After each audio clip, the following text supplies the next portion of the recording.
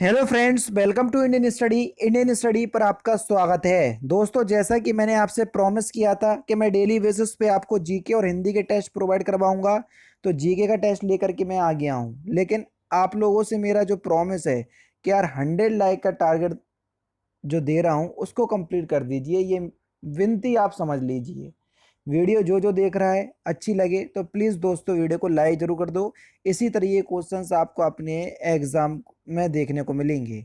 तो टाइम को ना वेस्ट करते हुए हम पहले क्वेश्चंस की तरफ बढ़ते हैं कि भारत में निम्नलिखित में से कौन सा शहर कर्क रेखा से सबसे दूर है।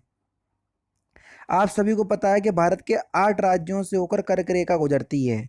गुजरात, राजस्थान, मध्य प्रदेश, छत्तीसगढ़, झारखंड, पश्चिम बंगाल, त्रिपुरा और लास्ट है आपका मिजोरम। ये 8 राज्यों से होकर गुजरती है ना।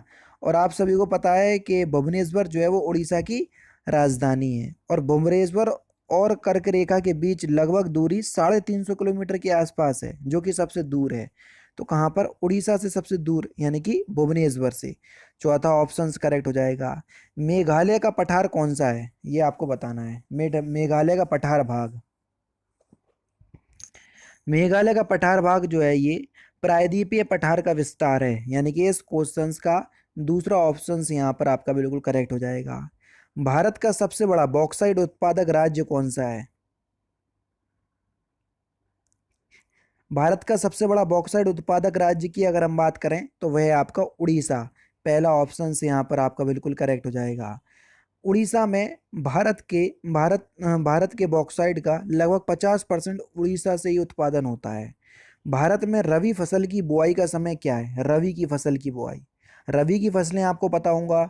गेहूं हो गया, जौ हो गया, मटर हो गया, चना, सरसों, आलू, मसूर, अलसी, राई, ये सभी रबी की फसल है। रबी की फसल की जो बुआई का टाइम है वो है आपका सितंबर अक्टूबर, जो कि आने वाला है। और कटाई इसकी होती है मार्च अप्रैल में, जो कि हो गई। यानी कि इसकी बुआई होती है गर्मी के बाद, और गर्मी शुरू होने से पहले इसको काट लिया जाता है। समझ गए? तो यानी कि इस क्वेश्चंस का जो सही आंसर हो जाएगा वह हो जाएगा आपका सितंबर अक्टूबर। पहला ये ऑप्शन यहाँ पर आपका बिल्कुल करेक्ट हो जाएगा। मकर रेखा को 2 बार काटने वाली नदी कौन सी है? बढ़िया क्वेश्चन से, जल्दी से बताओ। लिम्पोपो। लिम्पोपो नदी जो है वो मकर रेखा को 2 बार काटती है। चौथा ऑप्शन यहाँ पर आपका बिल्कुल करेक्ट हो जाएगा। अच्छा, अभी कर्क रेखा की बात हुई है, और कर्क रेखा भारत के 8 राज्यों से होकर गुजरती है। तो कई बार तो यही पूछ लिया जाता है कि कर्क रेखा को काटने वाली नदी कौन सी है। तो देखो, अगर हम बात करें कर्क रेखा की, तो कर्क रेखा को जो काटने वाली जो नदी है उसका जो नाम हो जाएगा कर्क रेखा को काटने वाली नदी। तो कर्क रेखा को काटती है माही नदी। माही भारत की एकमात्र नदी है जो कर्क रेखा को 2 बार काटती है। कितने बार? 2 बार। तो ये क्वेश्चन जो है वो पूछा गया है, इसलिए मैंने आपसे बताया। भारत के संविधान के किस अनुच्छेद द्वारा अस्पृश्यता का अंत, अस्पृश्यता यानी कि अनटचेबिलिटी का अंत और उसका प्रयोग दंडनीय है? कौन से आर्टिकल के तहत? आर्टिकल 17 के तहत। पहला ऑप्शन करेक्ट। आर्टिकल 16 में लोक नियोजन की समानता यहाँ पर आपको बताया गया है। आर्टिकल 18 में उपाधियों का अंत बताया गया है। और आर्टिकल 15 में धर्म, मूलवंश, जाति, लिंग और जन्म स्थान के आधार पर कोई भी विभेद नहीं होगा, है ना। भारतीय संविधान के निम्नलिखित अनुच्छेदों में से किस एक के अंतर्गत राज्य में विधान परिषद की स्थापना या समाप्ति का प्रावधान किया गया है? विधान परिषद की बात हो रही है,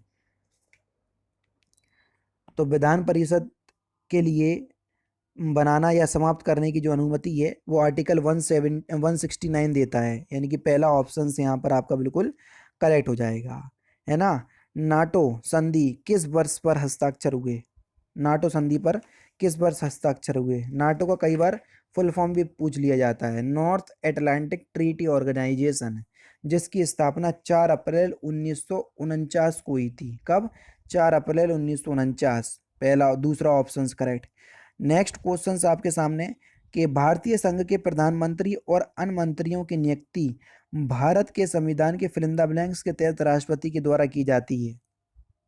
कौन से आर्टिकल के तहत? राष्ट्रपति तो करता है, और किस आर्टिकल के तहत? आर्टिकल 75 के तहत। चौथा ऑप्शन करेक्ट, और इम्पोर्टेंट है क्योंकि अभी हाल ही में हमारे प्रधानमंत्री चुनी गए हैं फिर से, श्री नरेंद्र मोदी जी।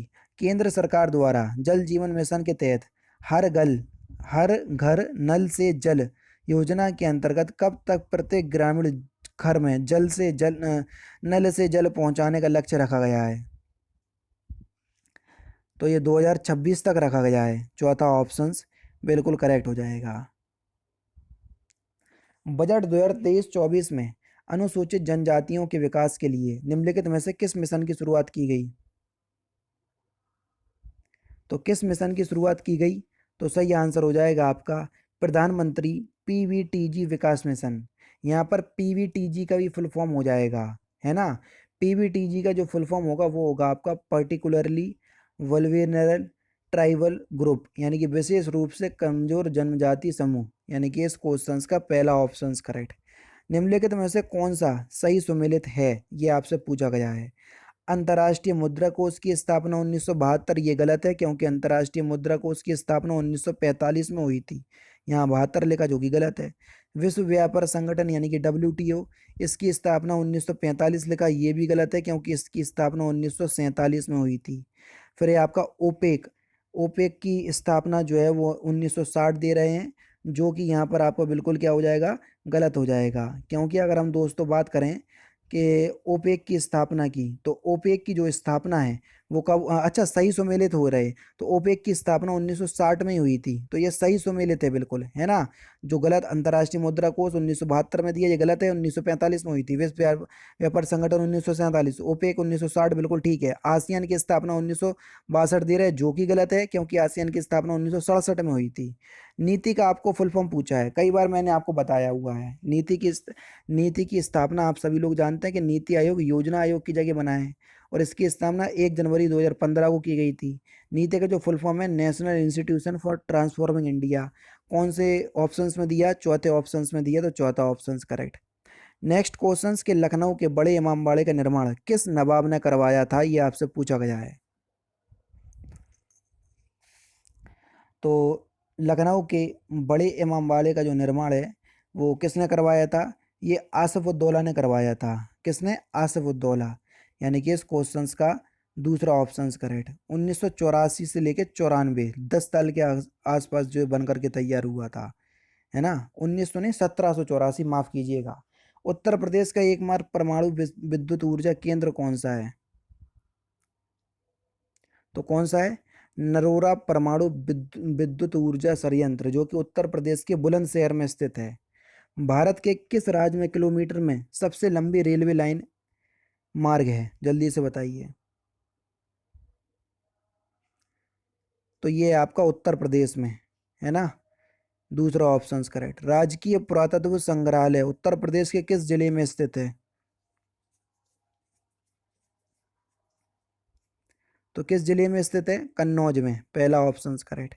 उत्तर प्रदेश के किस जिले को सुहाग नगरी की संज्ञा दी गई? किस जिले को दी गई? तो सही आंसर हो जाएगा आपका फिरोजाबाद को, पहला ऑप्शन करेक्ट। नेक्स्ट क्वेश्चंस के काला नमक चावल महोत्सव उत्तर प्रदेश के किस जिले में मनाया जाता है?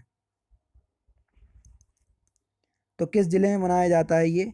सिद्धार्थनगर में। और लास्ट क्वेश्चंस के पान अनुसंधान एवं प्रशिक्षण केंद्र उत्तर प्रदेश के किस जिले में स्थित है? तो इस क्वेश्चंस का आंसर आप मुझे कमेंट बॉक्स में बताएंगे। तो दोस्तों ये थे आपके इंपॉर्टेंट क्वेश्चंस जीके के, जो कि आपकी आगामी परीक्षा यूपी पुलिस कांस्टेबल के लिए एग्जाम के लिए बेहद इंपॉर्टेंट है।